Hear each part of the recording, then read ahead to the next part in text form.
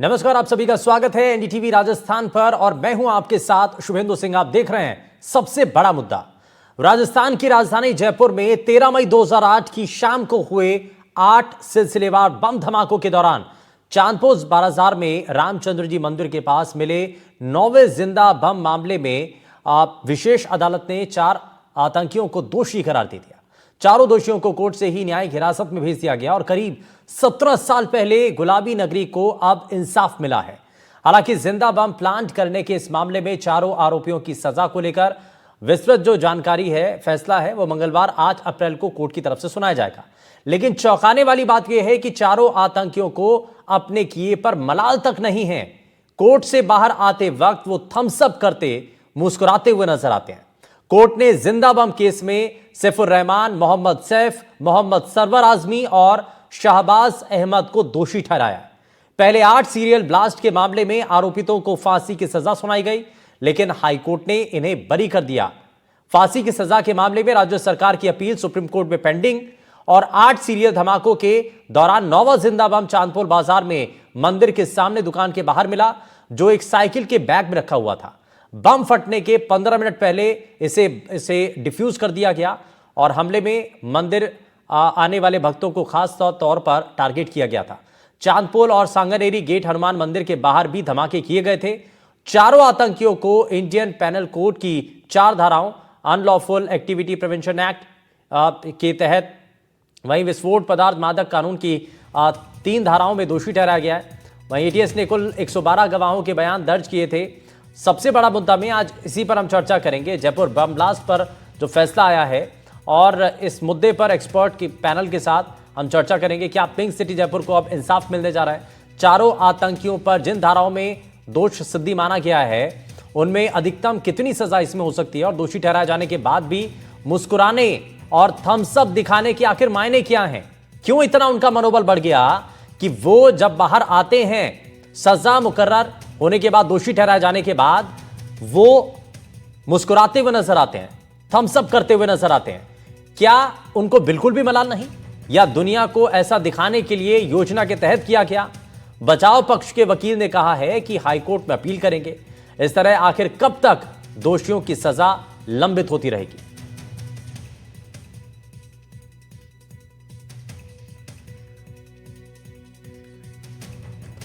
तो आपको कुछ स्टेटमेंट भी दिखाएंगे, सुनाएंगे कि आखिर इस मामले को लेकर के जो वकील हैं, अधिवक्ता हैं, उनका इस पर क्या कहना है। लेकिन जो अफसोसजनक तस्वीर सामने आई, ये आप देखिए, अपने किए हुए पर पछतावा नहीं है, कोई शर्मिंदगी नहीं है, थम्स अप करते हुए चेहरे पर मुस्कान उनकी नजर आती है, मुस्कुराते हुए दिखाई देते हैं, थम्स अप करते हुए नजर आते हैं। इसका मतलब क्या है? जयपुर बम ब्लास्ट पर जब फैसला सुनाया जाता है तो जो पीड़ित लोग हैं, आप उनसे जानिए, उनसे पूछिए, उनके दर्द की व्यथा जानिए, कितना उनको इंतजार था इस मामले को लेकर के। और जब 17 सालों बाद इस मामले पर कोर्ट की तरफ से इस मामले पर सुनवाई होती है, फैसला सुनाया जाता है, दोषी करार दिया जाता है, तो उनको काफी राहत मिली होगी, मन में एक संतुष्टि होगी कि परिवार के, क्योंकि उस समय जब सीरियल बम ब्लास्ट हुए थे, कई निर्दोष लोग ऐसे, वहां पर महिलाएं, बच्चे, कई लोग वहां पर मौजूद थे जो कि टारगेट कर दिए जाते हैं। और इसके बाद जब इतनी बड़ी घटना हो जाती है, उसके बाद थम्स अप करते हुए नजर आते हैं। आपको दोषी माना गया है, कोर्ट ने आपको दोष सिद्ध किया है, आपके ऊपर कोर्ट ने माना है। जब सुनवाई हुई थी उसके अंदर पैरवी की गई, दोनों तरफ से सभी चीजें रखी गई, और जब आखिर में फैसला सुनाया गया तो उसमें दोषी माना गया। लेकिन इस पर क्या कहना है, कुछ बयान भी सामने आए हैं, जरा वो आपको दिखाते हैं। सभी धाराओं में केवल 124A है, वो सुप्रीम कोर्ट के ऑर्डर से ऑलरेडी एबियंस में है। मतलब सुप्रीम कोर्ट का एक बार 2022 का एक फैसला था, S D Ambedkar union of India, जिसमें सुप्रीम कोर्ट ने ये कहा था कि साहब 124A को अभी आप होल्ड पर रखो, इन फर्दर जब तक इसके बारे में केंद्र सरकार किसी बिंदु को तय नहीं कर लेती है, तब तक कोई नई FIR दर्ज नहीं होगी, और ना ही पुराने जो ट्रायल है वो इसके हिसाब से आगे प्रोसीड करेंगी, वो रुकी रहेंगी। तो इसलिए 124A पर कोर्ट ने कोई विशेष बात ना करते हुए सभी धाराओं में कन्विक्शन किया है, और सजा के बिंदु पर क्वांटम पर जो है अभी ट्यूसडे की 8 तारीख वो कोर्ट ने दी। क्या अगर विजन के हिसाब से अगर कहा जाए तो ये आपकी सफलता है, क्या आप लोगों की विशेष तौर से इसमें रही आपकी? बिल्कुल, ये अभियोजन की, एटीएस की पूरी टीम की, सबका एक जॉइंट जो है हार्डवर्क है और वो उसमें हमें सफलता मिली है। सबका एक सामूहिक काम था, सामूहिक प्रयास था। हमारी पूरी टीम ने बहुत मेहनत की है। और जो जमानत पे रिहा है उनको क्या कस्टडी में ले लिया गया? बिल्कुल बिल्कुल, जो जमानत पर रिहा है उनको कस्टडी में ले लिया गया। सर, इस बार नया एविडेंस किस तरह से पेश किए, कितने पेश किए गए डॉक्यूमेंट्स कितने? हाँ, 112 तो इसमें गवाह हो गए, 1192 इसके अंदर एग्जिबिट्स हो गए, 102 इसमें आर्टिकल्स हो गए। इन मुकदमों की 8 मुकदमे जिसमें शाहबाज बरी हुआ और बाकी मुलजिमान को कन्विक्शन हुआ, डेथ पेनल्टी हुई, उसके खिलाफ हम हाई कोर्ट गए। हाई कोर्ट में 29/3/2023 को हाई कोर्ट ने हमें बरी कर दिया। सारे डेथ रेफरेंस जो थे वो हमारे प्रोसिक्यूशन के वो रिजेक्ट कर दिए और हमारी अपील मंजूर कर दी। उसी जो 8 मुकदमे थे, उन 8 मुकदमों की जितनी भी एविडेंस थी उस 9वें मुकदमे में 121/2008 में प्रोसिक्यूशन ने पेश की, जिसमें 112 गवाहों को प्रोड्यूस किया और लगभग 1200 डॉक्यूमेंट्स एग्जिबिट करवाए। डिफेंस की तरफ से 122 डॉक्यूमेंट को एग्जिबिट करवाया। आज जैसा आपको पता है कि फैसला आ चुका है और सभी 124 आईपीसी के अलावा सभी धाराओं में कन्विक्शन वो दोष सिद्धि मान ली गई है। सेंटेंस के ऊपर 8 तारीख को फैसला होगा। 8 तारीख को जो भी सेंटेंस होगा आपको बता दिया जाएगा। इसमें क्या रहेगा आपका point? Sir, definitely we will go to the high court. High court जाएंगे और मिनिमम आप सजा के लिए भी यहाँ बिल्कुल सर, मिनिमम तो चाहिए। हमारे साथ एटीएस एसओजी के एसपी हरी सर हैं। सर, इस पूरे मामले में बड़ी जीत आप लोगों के लिए है क्योंकि इन चारों आरोपियों को कोर्ट ने दोषी माना है। किस तरह से देख रहे हैं आप लोग? ये एजेंसी के लिए काफ़ी हर्ष का विषय है, क्योंकि जो एजेंसी की कड़ी मेहनत थी कि इन लोगों को सज़ा कराई जाए और जिसका रिजल्ट है। तो अभी क्या स्टेटस है? कौन कौन से आरोपी जो हैं वो बाहर हैं और अभी क्योंकि कोर्ट के आदेश के बाद अब तो फिर से कस्टडी दी गई है, दो आरोपी जो जेल में थे और 2 आरोपी कौन से बाहर थे? शहबाज और सरवर को कस्टडी में ले लिया है। तो ये पूरा मामला सामने है और 17 साल हो चुके हैं, लेकिन इस मामले को लेकर के इंसाफ का इंतजार था और इसी को लेकर क्योंकि कई पहलू हैं, 8 ऐसे बम ब्लास्ट के मामले जिसमें बताया भी गया था बचाव पक्ष की तरफ से कि 8 मामले, लेकिन उसमें जो है कोर्ट से राहत मिली थी। लेकिन अब 9वें बम ब्लास्ट का जो मामला था, जो 9वां बम मिला था जिंदा बम, उसको लेकर के इस मामले पर ये सुनवाई हुई थी, इस पर फैसला हुआ है, इसमें दोषी माना गया है, लेकिन सज़ा क्या होती है इस पर फिलहाल नज़र है और यही चर्चा हम करेंगे कि आखिर कितनी सज़ा हो सकती है आगे, जो है क्या इसमें हो सकता है। चीज़ें ज़रा समझते हैं और लेकिन हमारे साथ इस बीच कुछ खास मेहमान कार्यक्रम में जुड़ चुके हैं। ज़रा सबसे पहले आपको मिलवा देते हैं उनसे। हमारे साथ पूर्व आईजी पुलिस महेंद्र सिंह चौधरी जी कार्यक्रम में जुड़ चुके हैं। महेंद्र जी, बम धमाकों के समय में जयपुर सिटी नॉर्थ के एडिशनल एसपी भी रहे थे, तो सर बहुत स्वागत है आपका एनडीटीवी राजस्थान पर। और हमारे संवाददाता सोमू आनंद भी हमारे साथ जुड़ गए हैं। सोमू, जरा सबसे पहले बताइए कि आज इस पूरे मामले को लेकर के क्या तस्वीर देखने को मिली? कोर्ट के द्वारा जब चारों को दोषी मान लिया गया, उसके बाद एक तस्वीर जो कि बार बार हम दिखा भी रहे हैं, इस तस्वीर में थम्स अप करते हुए जो दोषी हैं वो नजर आते हैं। चेहरे पर मुस्कान थी, कोई शिकन नहीं था, कोई जरा भी कोई फिक्र नहीं थी।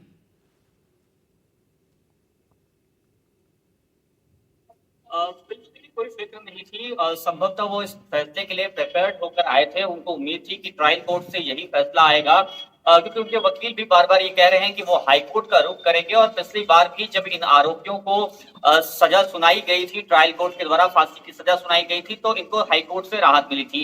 लेकिन सवाल यही है कि जब इतनी बड़ी सजा जो है, क्योंकि यूएपीए की धाराएं भी लगी हैं और इसमें अधिकतम आजीवन कारावास तक की सजा जो है वह हो सकती है, लेकिन फिर भी इनके चेहरे पर कोई शिकन नहीं था और काफी मुस्कुराते हुए, हंसते हुए और थम्स अप करते हुए जब वहां मौजूद पत्रकारों ने पूछा कि क्या आप कुछ कहना चाहेंगे, तो उन्होंने सिर्फ थम्स अप किया।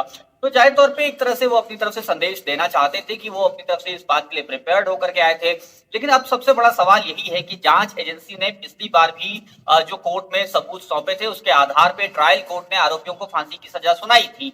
लेकिन हाईकोर्ट ने उस फैसले को पलट दिया, आरोपियों को बरी किया। हालांकि सरकार अभी उस फैसले के खिलाफ सुप्रीम कोर्ट गई है, जहां पर इस मामले की सुनवाई चल रही है। क्या इस मामले में आगे की कोर्ट में अगर ये अपील करते हैं तो वहां पर जो स्टेटस अभी देखना होगा कि मंगलवार को क्या सजा सुनाई जाती है वो बरकरार रखती है, या फिर पिछले जो मुकदमे हैं उसकी तर्ज पर ही हाईकोर्ट भी कोई फैसला सुनाता है, इस पर नजर रहेगी। सबसे महत्वपूर्ण बात यह है। ठीक है, क्या ऐसा तो नहीं होगा कि इस फैसले को पलट दिया जाए? ये बहुत बड़ी चीज़ है, और आगे क्या इसमें पहलू नज़र आ सकते हैं, इस पर भी हम बात करेंगे। बहुत शुक्रिया सोमू, आप जुड़े हमारे साथ, आपने जानकारी दी है। लेकिन क्योंकि इस केस में जुड़े हुए कई ऐसे लोग हैं जिनके परिवार के कई सदस्य इस दौरान जो है उनकी मौत हो गई, कई बिछड़ गए, कई लोग घायल हो गए, उनके लिए आज बहुत महत्वपूर्ण दिन है। उनके साथ साथ मुझे लगता है कि महेंद्र जी एक लंबे समय तक इस केस को देख रहे थे। महेंद्र सर, आपके लिए बहुत बड़ा दिन है, और जब आपने समय तक आपने इस केस को देखा, क्योंकि उस समय आप एडिशनल एसपी रहे थे जयपुर सिटी नॉर्थ के, तो ये आपके लिए बहुत महत्वपूर्ण दिन है। आज जब इस मामले को लेकर के फैसला सुनाया गया, 4 जो ऐसे आरोपी थे जिनको दोषी मान लिया गया है, सबसे पहले आप इस पर क्या कहना चाहते हैं, और उस वक्त की कोई याद ऐसी है जो आपके जहन में हो, क्या हुआ था उस वक्त एग्जैक्ट? देखिए, हमारे देश की जो मजबूत न्यायिक व्यवस्था है उसने एक बार फिर ये साबित किया है कि हमारे देश में हिंसक गतिविधियों के लिए, विध्वंसक गतिविधियों के लिए, देश की अखंडता और एकता को नुकसान पहुंचाने वाले ऐसे कार्यों के लिए कोई स्थान नहीं है, और इन अपराधियों को कभी न कभी न्यायिक व्यवस्था के अंदर से गुजरकर सजा जरूर मिलेगी। चाहे 2008 के मामले में सजा तक पहुंचते पहुंचते 2024 पहुंच गया हो, 2025 पहुंच गया हो, लेकिन न्याय में भगवान के घर देर है लेकिन अंधेर नहीं है। इन दोषियों लेकिन इनका जो इस सजा को, इनको दोष सिद्ध करार दिए जाने के बाद का जो एटीट्यूड है वो अपने आप में प्रदर्शित करता है कि इनकी मानसिकता किस तरह की है, और इन ऐसी मानसिकता रखने वाले आपराधिक तत्वों के साथ में न्यायिक व्यवस्था को किस तरह से सख्ती से पेश आना चाहिए, इसके लिए अलग से कहने की कोई आवश्यकता नहीं है। आज निश्चित रूप से उन लोगों को जिनके या तो परिजन उन बम ब्लास्ट के अंदर मौत के काल के गाल में समा गए, या जो खुद घायल होके और आज ऐसी स्थितियों में आ गए कि उनका जीवन कभी भी वापस सामान्य नहीं हो पाएगा, उन सब को, उनके परिवारजनों को आज जरूर उनके कलेजे में थोड़ी ठंडक पड़ेगी कि हम इन दोषियों को आज अदालत ने दोषी करार दिया है, और मुझे उम्मीद है कि इनको सख्त से सख्त सजा दी जाएगी। महेंद्र सर, मैं जानना चाहूँगा सर, और मुझे लगता है कि हमारे जितने दर्शक हैं जो कार्यक्रम देख रहे हैं वो ये भी जानना चाहेंगे कि उस वक्त हुआ क्या था।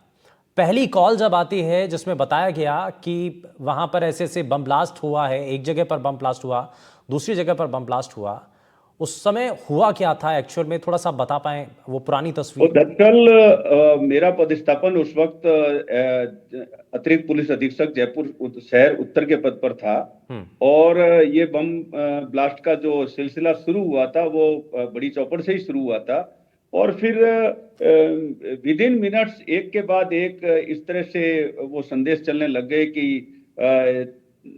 अपने छोटी चौपड़ पे भी हो गया, फिर उसके बाद सांगानेरी गेट पे भी हो गया, चांदपोल गेट पे भी हो गया, नेशनल हैंडलूम के सामने भी हो गया। हमारे शाम के वक्त पुलिस प्रेजेंस बाजारों के अंदर काफी रहती है, तो जहां भी लगभग सब जगह पुलिस प्रेजेंस थी, सब जगह जिस तरह से धमाके हुए, ये जो बम जिंदा बम मिला है ये अपने आप में एक बहुत महत्वपूर्ण संकेत है। इसका टाइमिंग है वो दूसरे बम ब्लास्ट से लेट रखा गया था, और इसके पीछे जहां तक थ्योरी है जो समझ में आई है वो ये है कि ब्लास्ट की घटनाओं के बाद में वहां पर वरिष्ठ पुलिस अधिकारी है, वरिष्ठ प्रशासनिक अधिकारी है, जनता के लोग हैं, दूसरी जांच एजेंसीज हैं, वो सब जब क्योंकि चांदपोल बाजार हनुमान जी का जो बम ब्लास्ट का घटना स्थल था वो और ये जो जिंदा बम मिला ये एक दूसरे से ज्यादा दूर नहीं है, और वहां पर जो लोग वरिष्ठ अधिकारियों की प्रेजेंस रहती, प्रशासनिक अधिकारियों की प्रेजेंस रहती, एजेंसीज की प्रेजेंस रहती, उस वक्त ये ब्लास्ट होता।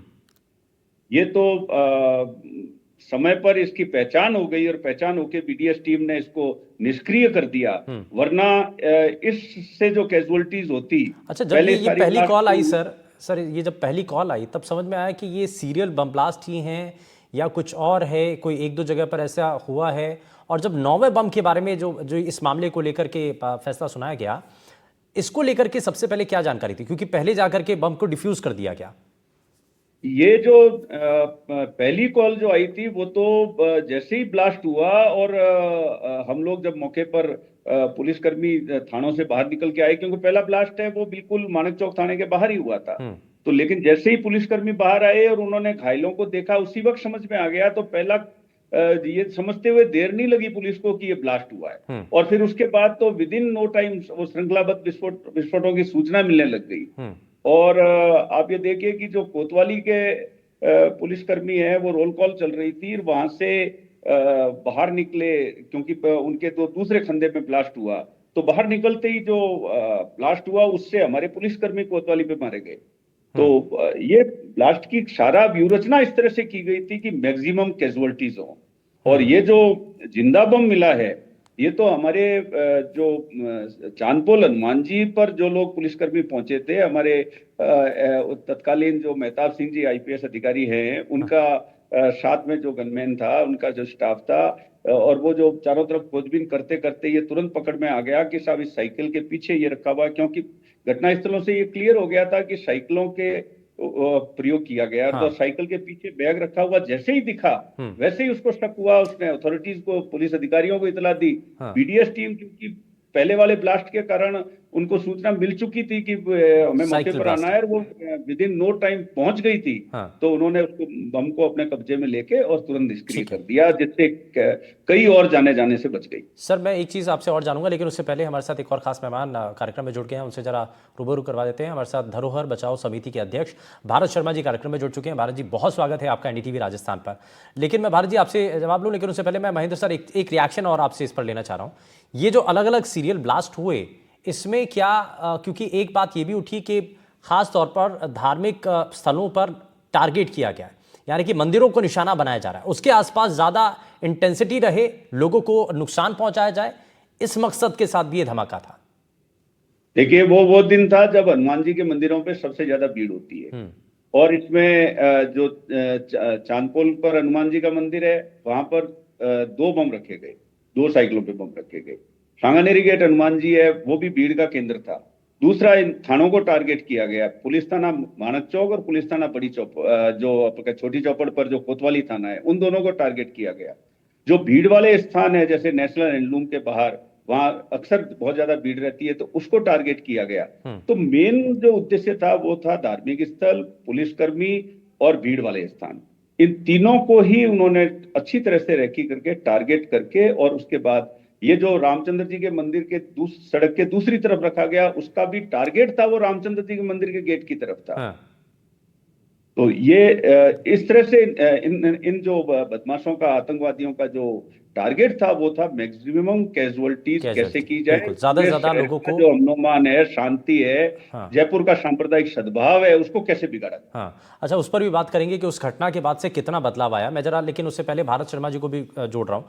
भारत जी, आज के इस कोर्ट के द्वारा इस फैसले को लेकर के, क्योंकि दोषी करार दिया है उन 4 आरोपियों को जो कि इस मामले में पहले 8 मामलों के अंदर बरी हो चुके थे, लेकिन इस 9वें बम ब्लास्ट, जो 9वां जो जिंदा बम मिला था, उस मामले को लेकर के फिलहाल कोर्ट ने दोषी मान लिया है, सजा अब तय होनी है।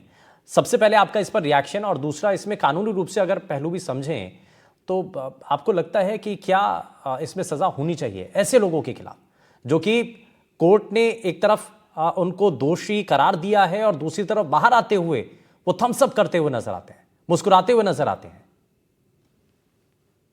जी, बहुत बहुत धन्यवाद आपको इस ऐसे संवेदनशील विषय के लिए कि आपने इस विषय को सार्वजनिक रूप से जनता के बीच में लेके आए, क्योंकि पिछली सरकार में तो इस संवेदनशील विषय को लेकर के कोई गंभीरता नहीं थी। उसी का परिणाम था कि कांग्रेस सरकार के जो अधिवक्ता थे, जो लॉयर थे, उन्होंने इतने गंभीर विषयों को लेकर के कोई ढंग से पैरवी नहीं करी। इसी कारण से, और षड्यंत्र पूर्वक पैरवी नहीं करी, इसी कारण से जितने भी आतंकवादी जो थे, अपराधी थे, वो बरी हुए, वो इसमें दोष मुक्त हुए।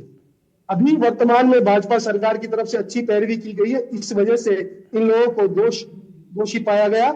और मैं तो यही समझता हूं कि जयपुर शहर में 72 लोगों की हत्याओं का जो दोष है वो इन पे होना चाहिए, इन पे आना चाहिए, इन लोगों पे आना चाहिए। हत्यारे हैं ये लोग, क्योंकि जयपुर शहर एक बहुत शांतिप्रिय शहर है। इस शहर की शांति को खराब करने के लिए इन लोगों ने बहुत बड़ा षड्यंत्र रचा था। मैं खुद उस वक्त वहीं था जब ब्लास्ट हुआ छोटी चौपड़ के पास। उसके बाद जब मैं वहां चांदपोल हनुमान जी के मंदिर गया तो मेरे सामने ही रामचंद्र जी के मंदिर के मुख्य द्वार के सामने साइकिल पे रखे हुए बम को डिफ्यूज किया था एफएसएल की टीम ने। मेरे सामने ही डिफ्यूज किया। मैंने उस जिंदा बम को लाइव देखा है मैंने, और वो इतना हाई डेंसिटी वाला बम था, बहुत ज्यादा उससे जो है उस बम से कैजुअलिटी हो सकती थी। ये बहुत बड़े षड्यंत्र के रूप में जयपुर शहर में ज्यादा से ज्यादा कैजुअलिटी करने के लिए वहां पे डिप्लॉय किए गए थे। पहला ब्लास्ट जो है सांगानेर गेट हनुमान जी के मंदिर के बाहर हुआ था। उसके बाद नहीं, उनकी मंशा यही थी ज्यादा से ज्यादा नुकसान पहुंचाया जाए और इसके लिए टारगेट भी किया जहां पर ज्यादा भीड़ होती है। धार्मिक स्थलों को इस पे निशाने पर लिया। और दूसरी तरफ जो बताया भी हमारे साथ महेंद्र सर भी हैं। अच्छा, मैं वापस से महेंद्र जी के पास चलता हूँ। हमारे साथ अमनदीप चौरी जी भी कार्यक्रम में जुड़ चुके हैं। अमनदीप जी, बहुत स्वागत है आपका एनडीटीवी राजस्थान पर। अमनदीप जी, इस मामले को लेकर के अब एक पहलू है, दोषी करार दे दिया कोर्ट ने चारों आरोपियों को, लेकिन अब सजा को लेकर के फैसला होना है।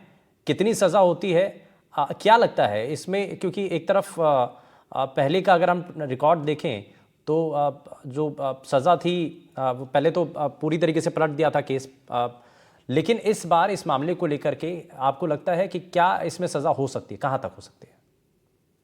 देखिए, 302 आईपीसी जो अटेम्प्ट टू जो पनिशमेंट फॉर मर्डर जो सेक्शन है, उसके अंदर अप टू कैपिटल पनिशमेंट, मतलब कि फांसी की सजा तक दी जा सकती है।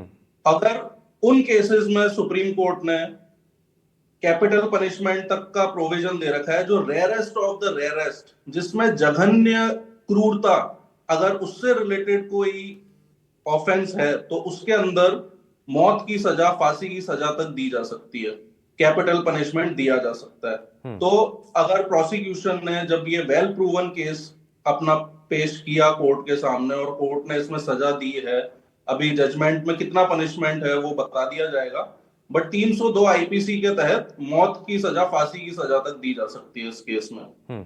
अच्छा अमन जी, एक चीज और है, पहले के मामले में भी देखा लोअर कोर्ट के बाद वो हाई कोर्ट चले गए और वहां से वो पूरा केस जो है बरी हो गए। तो क्या, क्योंकि अब भी उनकी यही तैयारी है, उनसे भी सवाल पूछा गया था बचाव पक्ष की तरफ से कि भाई आगे की क्या तैयारी, तो उनका यही कहना था कि अब आगे अपर कोर्ट की तरफ रुख करेंगे और वहां पर जाकर के अपील करेंगे।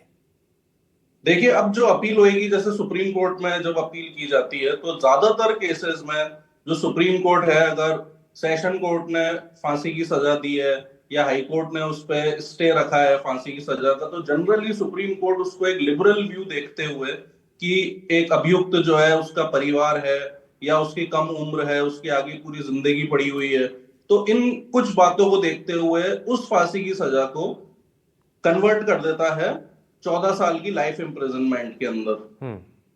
तो सुप्रीम कोर्ट ये पावर रखता है अपने पास में कि वो जजमेंट को, जो कन्विक्शन है उसको कम कर सकता है। उसके बाद में भी अगर सुप्रीम कोर्ट भी उनको स्टे रखता है अगर फांसी की सजा, तो फिर आखिरी जो है हिंदुस्तान के अंदर जो बॉस है जुडिशरी के, ऑनरेबल राष्ट्रपति जी, वो उस सजा को कम कर सकते हैं या फिर वो उसी पे स्टे रख सकते हैं कि उसको सजा दी जाए फांसी की।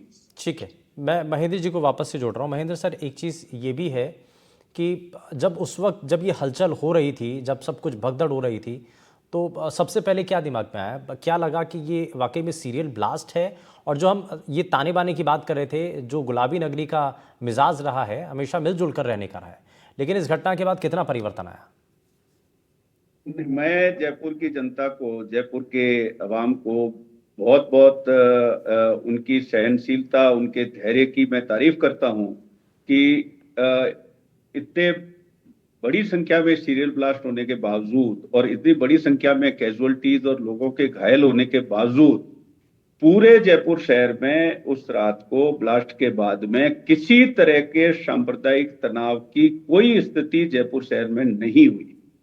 जयपुर शहर के लोगों ने अपने नागरिक, अपने साथी के, अपने भाइयों के बचाव के लिए उनके अस्पताल, जब हमने ये कॉल दिया कि साहब अस्पताल में घायल पहुंच रहे हैं, उनको भारी मात्रा में खून की जरूरत है, उनको मदद की जरूरत है, तो लोगों ने बिना किसी धर्म, जाति और समाज की परवाह किए हुए सभी धर्म, समाज और जातियों के लोगों ने अस्पताल पहुंच के, एसएमएस अस्पताल और दूसरे सभी बड़े बड़े अस्पताल जिनमें घायल थे, वहां पहुंच के और ब्लड डोनेशन देने के लिए लाइनें लगा दी। उसमें कोई खून सबका एक जैसा है, ये जयपुर शहर के लोगों ने प्रूव किया। और उसके दूसरे दिन जब मृतकों की शव यात्राएं निकली, जो निश्चित रूप से वो बहुत ही संवेदनशील समय था कि एक कम्युनिटी के व्यक्ति की बॉडी, उसकी शव यात्रा दूसरे कम्युनिटी के मोहल्ले से निकल रही है या बाजार के अंदर से होती हुई जा रही है, लेकिन तारीफ करनी होगी जयपुर शहर की जनता की कि वो इन आतंकवादियों के, इनके बहकावे में नहीं आए, इनके उकसावे में नहीं आए, और उन्होंने पूरे जयपुर शहर में जबरदस्त धैर्य और अपना विश्वास बनाए रखना, उन्होंने प्रशासन और देश की शांति और उसमें विश्वास किया, बजाय इसके कि वो इन लोगों के कहने में आवे।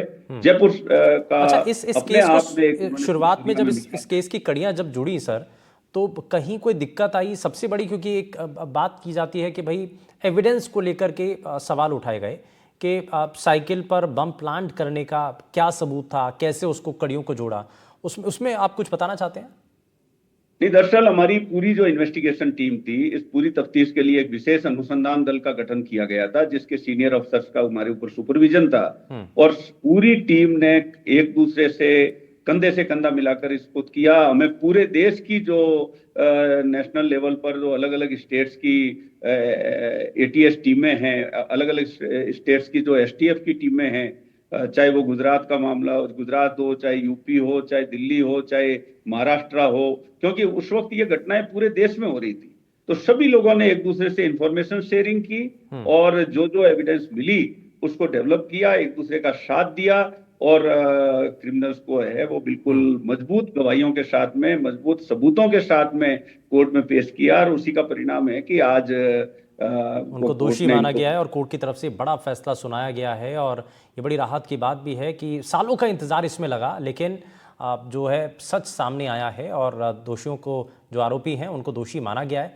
और मंगलवार को यानी कि 8 तारीख को फिलहाल इस मामले को लेकर के सज़ा सुनाई जाएगी। कोर्ट की तरफ से कितनी सज़ा सुनाई जाती है ये इस पर देखेंगे। लेकिन बहुत शुक्रिया सभी खास मेहमान हमारे साथ कार्यक्रम में जुड़े, आपने अपना कीमती समय दिया। लेकिन जयपुर के गुनहगारों को सज़ा अब कितनी होगी, सभी की नजरें इसी पर है। यार रुकने एक छोटे से ब्रेक के लिए आप कहीं मत जाइएगा, बने रहिए एनडीटीवी राजस्थान के साथ। नमस्कार।